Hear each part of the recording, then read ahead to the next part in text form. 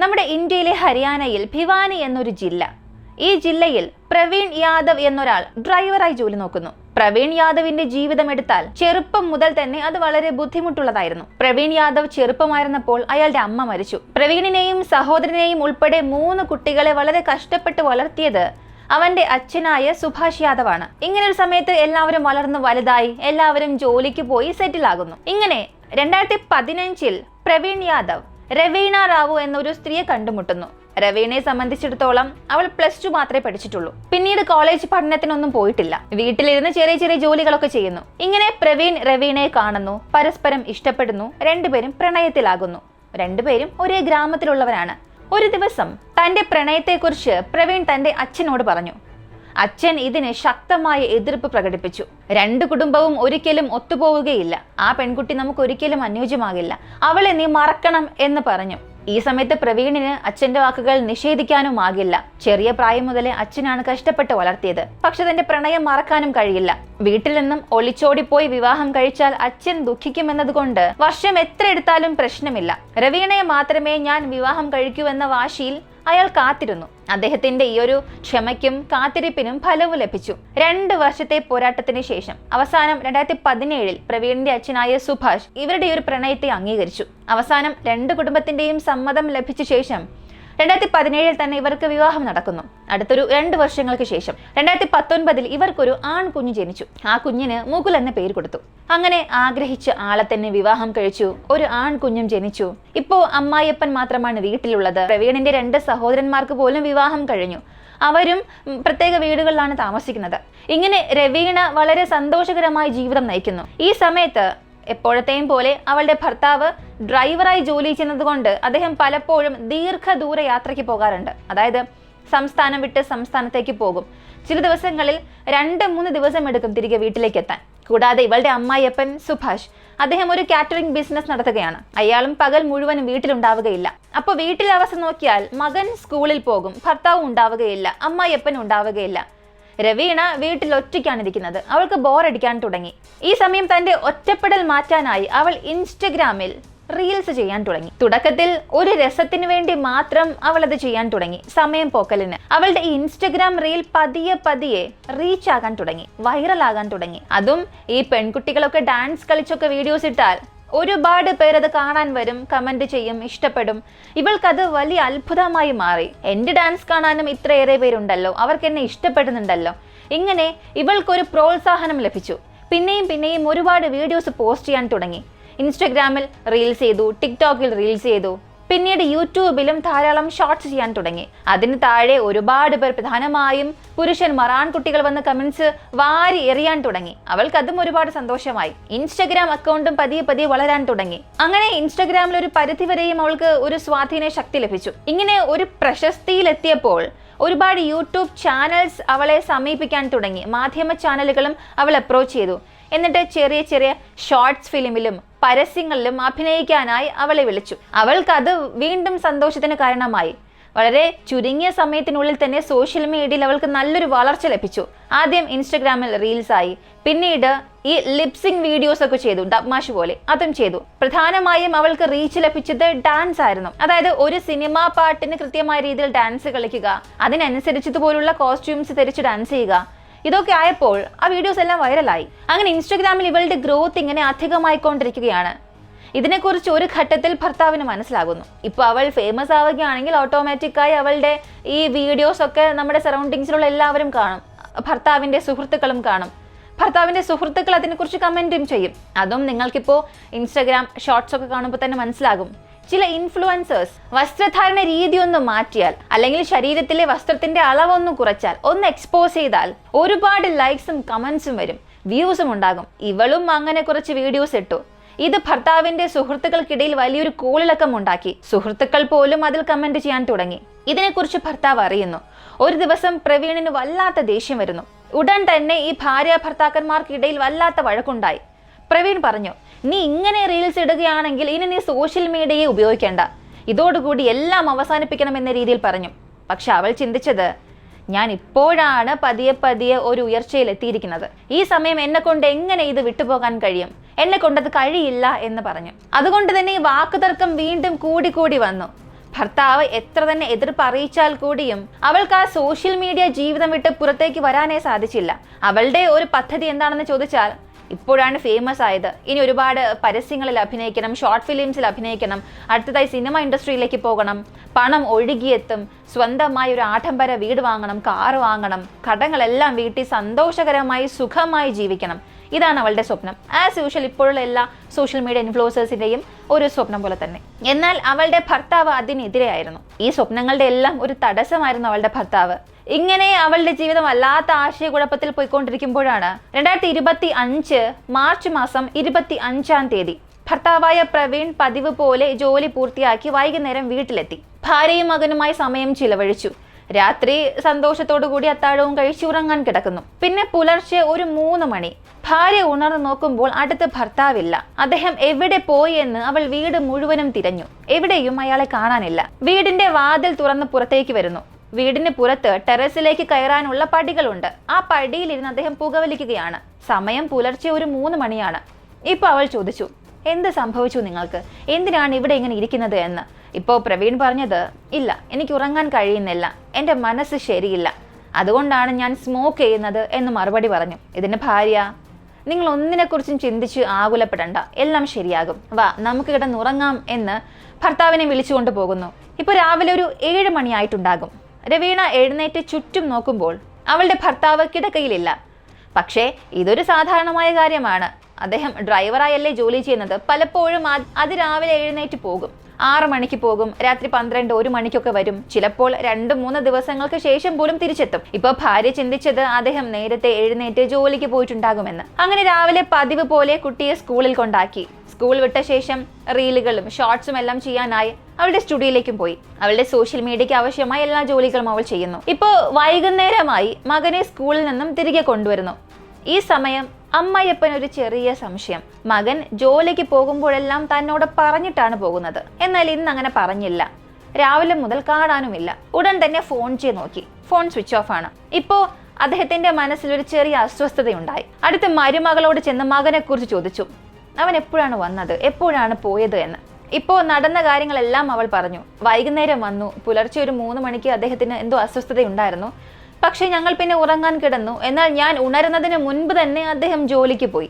എപ്പോഴും ഇത് സംഭവിക്കുന്നതല്ലേ, രാത്രി അദ്ദേഹം വന്നോളും, എന്തിനാണ് നിങ്ങൾ ഇങ്ങനെ അസ്വസ്ഥനാകുന്നത്? ഇങ്ങനെ അദ്ദേഹത്തെ സമാധാനിപ്പിക്കുന്നു.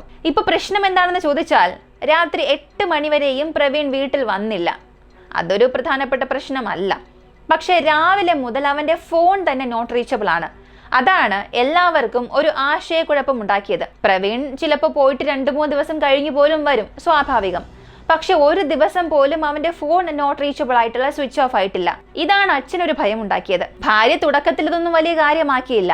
എന്നാൽ എപ്പോഴാണോ അമ്മായിയപ്പൻ ഭയപ്പെടാൻ തുടങ്ങിയത്, അപ്പോൾ മുതൽ ഭാര്യയ്ക്കും ഒരു ഭയം വരാൻ തുടങ്ങി. 8 മണിയാകുന്നു, 9 മണിയാകുന്നു, അപ്പോഴും ഇദ്ദേഹം വീട്ടിലേക്ക് വന്നിട്ടേയില്ല.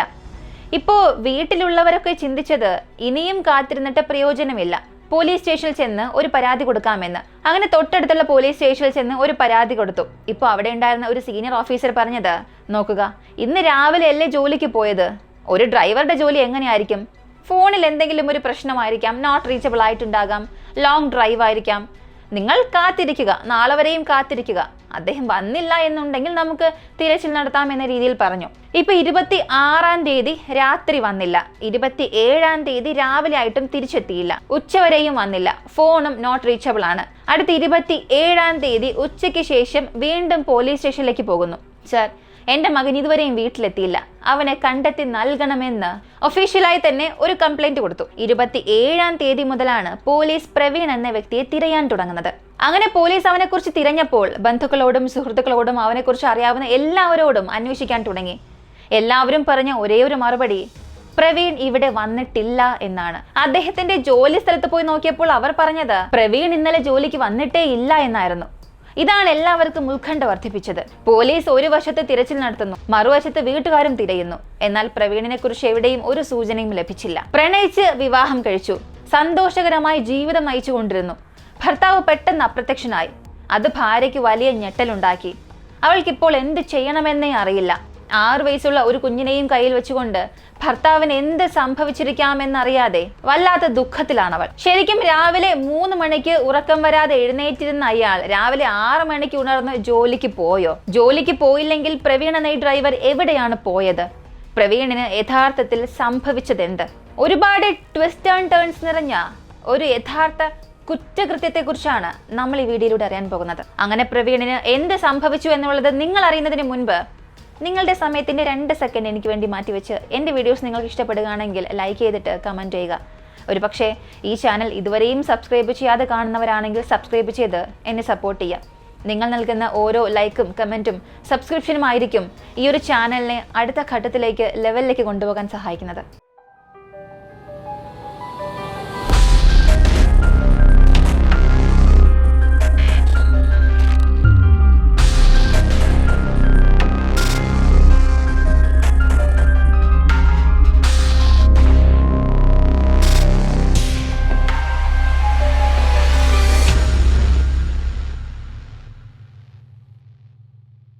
പോലീസും കുടുംബാംഗങ്ങളും പ്രവീണിനെ എല്ലായിടത്തും തിരയുകയാണ്. ഈ സമയത്ത് 28-ാം തീയതി ആരും കേൾക്കാൻ ആഗ്രഹിക്കാത്ത ഒരു ഞെട്ടിപ്പിക്കുന്ന വാർത്തയായിരുന്നു പോലീസ് സ്റ്റേഷനിലേക്ക് വന്നത്. അതായത് അതേ പ്രദേശത്തുള്ള ഒരു വ്യക്തി പോലീസ് ഡിപ്പാർട്ട്മെന്റിലേക്ക് വിളിച്ചിട്ട്, സാർ, ഇവിടെ അടുത്തൊരു ഡ്രെയിനേജ് ഉണ്ട്, അതിനുള്ളിൽ ഒരു മനുഷ്യന്റെ മൃതദേഹം ഞങ്ങൾ കണ്ടു എന്ന രീതിയിൽ പോലീസിനോട് പറഞ്ഞു. ഉടൻ തന്നെ പോലീസ് അവിടെ പോകുന്നു. ആ വ്യക്തിക്ക് 25-30 വയസ്സിനിടയിൽ പ്രായമുണ്ടാകും. ആ വ്യക്തിയുടെ കയ്യിൽ ഒരു ടാറ്റു ഉണ്ടായിരുന്നു. അയാളുടെ ശരീരം വീണ്ടെടുക്കുന്നു. പോലീസ് ഇത് പോസ്റ്റ്മോർട്ടത്തിനായി സർക്കാർ ആശുപത്രിയിലേക്കും അയച്ചു. അതിനുശേഷം ഇതിനെക്കുറിച്ചുള്ള വിവരം ന്യൂസ് പേപ്പറിലും മാധ്യമങ്ങളിലും വരാൻ തുടങ്ങി. ഇപ്പോ ഈ വാർത്ത സുഭാഷ് എന്ന ഈ വ്യക്തി അറിയുകയാണ്. അറിഞ്ഞ ഉടനെ അദ്ദേഹത്തിന് വലിയ ഞെട്ടലായി. കാരണം കണ്ടെത്തിയ ഡെഡ് ബോഡിയിൽ പച്ച കുത്തിയിട്ടുണ്ട് എന്നുള്ള വാർത്തകളും വന്നിരുന്നു. അതുപോലൊരു സ്ഥലത്താണ് തന്റെ മകനും പച്ച കുത്തിയിട്ടുള്ളത്. ഇപ്പൊ സംശയം വന്ന സുഭാഷ് എന്ന വ്യക്തി നേരിട്ട് പോലീസ് സ്റ്റേഷനിലേക്ക് പോകുന്നു. അതിനുശേഷം അവിടെ നിന്നും സർക്കാർ ആശുപത്രിയിലെ മോർച്ചറിയിൽ ചെന്ന് ആ മൃതദേഹം കാണുന്നു. അത് കണ്ട ഉടനെ തന്നെ അദ്ദേഹം ഉറക്കെ നിലവിളിച്ച് കരയാൻ തുടങ്ങി. ആ കണ്ടെത്തിയ മൃതദേഹം മറ്റാരുടേതുമല്ല, അദ്ദേഹത്തിന്റെ മകൻ പ്രവീണിന്റേതായിരുന്നു. ടാറ്റു മാത്രമല്ല, അവസാനം ധരിച്ചിരുന്ന വസ്ത്രം അതും തന്റെ മകന്റേതാണ് എന്ന് അച്ഛൻ 100% സ്ഥിരീകരിച്ചു. മകന്റെ മരണം അംഗീകരിക്കാൻ കഴിയാതെ അദ്ദേഹം വളരെ ഞെട്ടലോടുകൂടി അങ്ങനെ നിൽക്കുകയാണ്. ഈ വിവരങ്ങൾ അദ്ദേഹത്തിന്റെ സഹോദരങ്ങളെയും അവരുടെ ഭാര്യയെയും അറിയിച്ചു. ഉടനെ ആ സ്ത്രീ കരഞ്ഞുകൊണ്ട് സർക്കാർ ആശുപത്രിയിലേക്ക് എത്തി. അവളുടെ കരച്ചിൽ, മകന്റെ ആ ദയനീയ അവസ്ഥ, ചുറ്റുമുള്ളവരുടെ അവസ്ഥ, ഇതൊക്കെ കണ്ടു നിന്ന എല്ലാവരുടെയും കണ്ണുകളെ പോലും ഈറനണിയിച്ചു. ഇപ്പൊ മരിച്ച പ്രവീണിന്റെ പോസ്റ്റ്മോർട്ടം റിപ്പോർട്ടിൽ ചില ആശയക്കുഴപ്പങ്ങൾ ഉണ്ടാക്കുന്ന നിരവധി കാര്യങ്ങൾ ഉണ്ടായിരുന്നു. അവന്റേത് ഒരു സ്വാഭാവിക മരണമാണോ, കൊലപാതകമാണോ, ഇതൊന്നും പോസ്റ്റ്മോർട്ടം റിപ്പോർട്ടിൽ കൃത്യമായി പറയാൻ കഴിയുന്നില്ല. പാത്തോളജിസ്റ്റ് അവരുടെ റിപ്പോർട്ടിൽ ഇത് ഇൻകൺക്ലൂസീവ് എന്നാണ് കൊടുത്തിട്ടുള്ളത്. ഇതിനെല്ലാം പുറമെ മരിക്കുന്നതിന് ഏതാനും മണിക്കൂറുകൾക്ക് മുൻപ് അദ്ദേഹം അമിതമായി മദ്യപിച്ചിരുന്നു എന്ന തെളിവുകളുമുണ്ട്. മൊത്തത്തിൽ അവൻ ശരിക്കും കൊല്ലപ്പെട്ടതാണോ, അതോ അമിതമായി മദ്യപിച്ച് സമനില തെറ്റി അയാൾ സ്വയം കനാലിലേക്ക് വീണതാണോ? അതാണിപ്പോൾ ആർക്കും കൃത്യമായി അറിയാത്തത്. മൊത്തത്തിൽ അവന്റെ മരണത്തിൽ ഇങ്ങനെയാണ് മരിച്ചത് എന്നുള്ളതിന്റെ യാതൊരു തെളിവുകളും ഇല്ലാത്തത് കൊണ്ട് പോലീസിനെ സംബന്ധിച്ചിടത്തോളം ഇതിനെ ഒരു അപകടമായി കണക്കാക്കുകയും ഈ ഒരു കേസ് ക്ലോസ് ചെയ്യണമെന്ന് തീരുമാനിക്കുകയും ചെയ്തു. എന്നാൽ മരിച്ചുപോയ പ്രവീണിന്റെ അച്ഛൻ സുഭാഷ് പറഞ്ഞത്, എന്റെ മകനെ കുറിച്ച് എനിക്ക് നന്നായി തന്നെ അറിയാം. അവൻ ഇടയ്ക്കിടെ മദ്യപിക്കും, പക്ഷേ അളവിൽ കൂടുതൽ മദ്യപിക്കുന്ന ഒരു വ്യക്തിയെ അല്ല അവൻ. അതുകൊണ്ട് അവന്റെ മരണത്തിൽ എനിക്കൊരു സംശയമുണ്ട്. ഇത് ശരിയായി നിങ്ങൾ അന്വേഷിക്കണം എന്ന രീതിയിൽ പ്രവീണിന്റെ അച്ഛൻ സുഭാഷ് എന്ന വ്യക്തി പറഞ്ഞു. എന്തിന്? പ്രവീണിന്റെ സഹോദരനും ഇതേ കാര്യം തന്നെയാണ് പറഞ്ഞത്. ഇവൻ അങ്ങനെ വലിയ മദ്യപാനിയൊന്നും അല്ല, മദ്യപിച്ച് കനാലിലേക്ക് അപകടത്തിൽ വീഴാനായി. തീർച്ചയായും അവന്റെ മരണത്തിൽ എന്തോ ഒരു നിഗൂഢതയുണ്ട് എന്ന രീതിയിലാണ് സഹോദരനും മറ്റു ബന്ധുക്കളും പറഞ്ഞത്. ഇപ്പൊ മുഴുവൻ കുടുംബവും പോലീസ് സ്റ്റേഷനിലേക്ക് പോകുന്നു. എന്റെ മകന്റെ മരണത്തിൽ ഞങ്ങൾക്കൊരു സംശയമുണ്ട്, നിങ്ങളിത് അന്വേഷിക്കണം എന്ന് വീണ്ടും ഒരു പരാതി ഫയൽ ചെയ്തു. അങ്ങനെ വീണ്ടും പോലീസ് അവരുടെ അന്വേഷണം ആരംഭിച്ചു. അത് പ്രവീണിന്റെ ഭാര്യയിൽ നിന്നും ആരംഭിച്ചു. ഭാര്യ ഇതിനകം പറഞ്ഞ അതേ കാര്യങ്ങൾ തന്നെ ഇപ്പോഴും പോലീസിനോട് പറഞ്ഞു. ഭർത്താവ് തലേന്ന് വന്നു, രാത്രി ഉറങ്ങി, പുലർച്ചെ 3 മണിക്ക് അദ്ദേഹത്തിന് ഉറങ്ങാൻ ബുദ്ധിമുട്ടുണ്ടായിരുന്നു. എന്നാൽ അതിരാവിലെ എപ്പോൾ എഴുന്നേറ്റ് പോയി എന്നുള്ള കാര്യമൊന്നും എനിക്കറിയില്ല എന്ന് ഭാര്യ ഒരു സ്റ്റേറ്റ്മെന്റ് നൽകി. ഇപ്പോൾ അവരുടെ ആ വീട്ടിൽ CCTV ക്യാമറകളൊന്നും ഇല്ല. പക്ഷേ അയൽപ്പക്കത്തുള്ള വീടുകളിലും ഇവർ താമസിക്കുന്ന തെരുവിലും ധാരാളം CCTV ക്യാമറകളുണ്ട്. അങ്ങനെ അവർ താമസിക്കുന്ന തെരുവിലെ CCTV ക്യാമറകൾ ഓരോന്നായി പരിശോധിക്കുമ്പോൾ വളരെ വ്യത്യസ്തവും അസാധാരണവുമായ നിരവധി തെളിവുകൾ അവർക്ക് ലഭിച്ചു.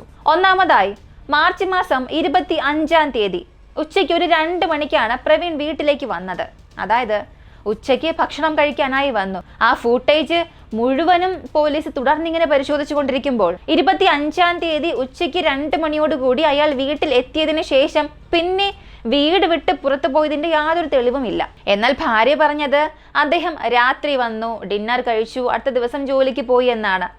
അപ്പോൾ ഈ ഒരു സ്റ്റേറ്റ്മെന്റ് തന്നെ ഇവിടെ പരസ്പര വിരുദ്ധമായി തോന്നി. CCTV ദൃശ്യങ്ങൾ പറയുന്ന കഥ വ്യത്യസ്തമാണ്, ഭാര്യ പറയുന്ന കഥയും വ്യത്യസ്തമാണ്. ഇപ്പൊ പോലീസ് 25-ാം തീയതി മുതൽ 26-ാം തീയതി വരെയുള്ള CCTV ദൃശ്യങ്ങളെല്ലാം തുടർന്ന് പരിശോധിച്ചുകൊണ്ടിരുന്നു. അപ്പോ അതേ മാർച്ച് മാസം 25 രാത്രി 11 മണിയോടുകൂടി ബൈക്കിൽ ഹെൽമറ്റ് ധരിച്ച ഒരു വ്യക്തി ഇവരുടെ വീടിനെ ഇങ്ങനെ ചുറ്റി വരികയായിരുന്നു.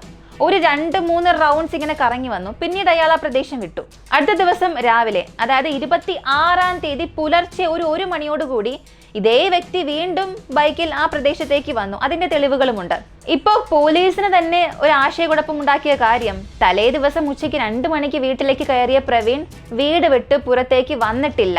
അതേസമയം രാത്രി ആ വീടിന് ചുറ്റും ഇങ്ങനെ കറങ്ങി നടന്ന സംശയാസ്പദമായ വ്യക്തി ആരായിരുന്നു? ഇങ്ങനെ നിരവധി ചോദ്യങ്ങളായിരുന്നു പോലീസിന് മുൻപിൽ ഇങ്ങനെ ഉയർന്നു വന്നത്.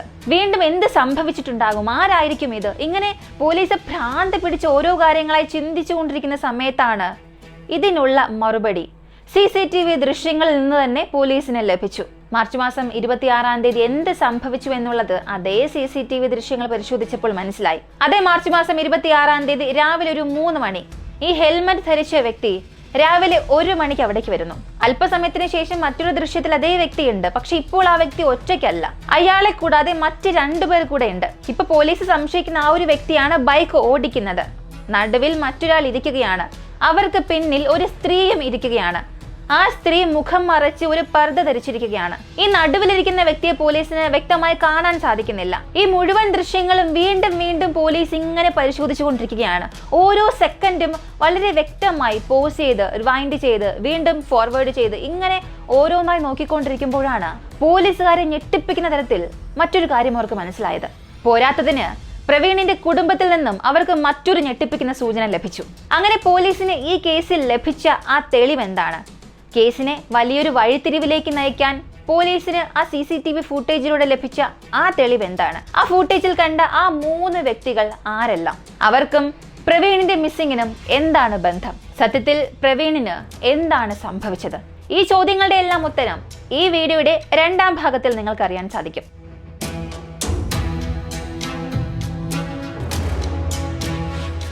ഇതുവരെയും കണ്ടത് വെച്ച് ഈ ഒരു കേസിനെ കുറിച്ചുള്ള നിങ്ങളുടെ അഭിപ്രായം എന്താണ്?